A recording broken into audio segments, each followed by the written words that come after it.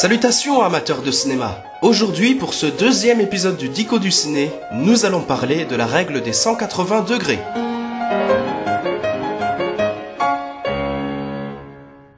Sachez qu'au cinéma, pour rendre un film cohérent, il est très conseillé de donner du sens à l'image. Je vous ai déjà évoqué tout cela dans mon précédent épisode sur le plan, rappelez-vous. Et bien justement, la vidéo que vous êtes en train de regarder est entre guillemets la suite de ce petit sujet. Nous allons donc nous étendre sur les scènes de discussion entre deux personnages, scènes où se trouvent plus précisément les échanges de dialogue. Mais comment filmer cela ? Il y a tout d'abord ce qu'on appelle le champ contre champ. Il s'agit d'une prise de vue qui consiste à filmer une scène sous un angle donné, et ensuite filmer la même, mais sous un angle opposé.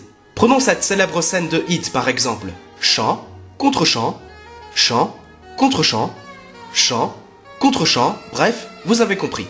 Ah bah tiens, pendant qu'on y est, je vous fais juste une petite parenthèse, ceci s'appelle un plan avec amorce. Puisqu'on a un personnage face à un autre personnage, celui-ci souvent représenté en partie, vu de dos, et flou. Le plan avec amorce est très fréquent lors des scènes de discussion.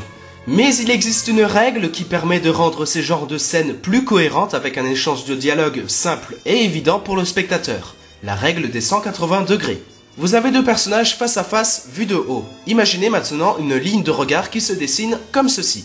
Pour le placement de la caméra, si vous voulez par exemple que votre personnage A soit à gauche du cadre et le personnage B à droite, placez-la de ce côté. La zone où votre caméra est placée est représentée comme ceci, comme un rapporteur. Et c'est uniquement sur cette zone-là que vous pouvez filmer vos personnages pour rendre les échanges de dialogue plus cohérentes. Donc, faites attention à ne pas dépasser la ligne de regard parce que sinon, vous brisez la règle des 180 degrés.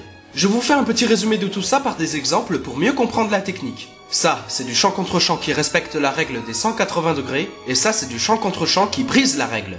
Mais pas d'inquiétude, rien ne vous empêche de trahir cette règle seulement si le décor joue un rôle important. Car si les personnages se mettent à se déplacer, c'est au décor d'indiquer la position des acteurs, ce qui permet par ailleurs aux spectateurs de retrouver facilement ses repères. Voilà, vous savez maintenant ce qu'est la règle des 180 degrés au cinéma.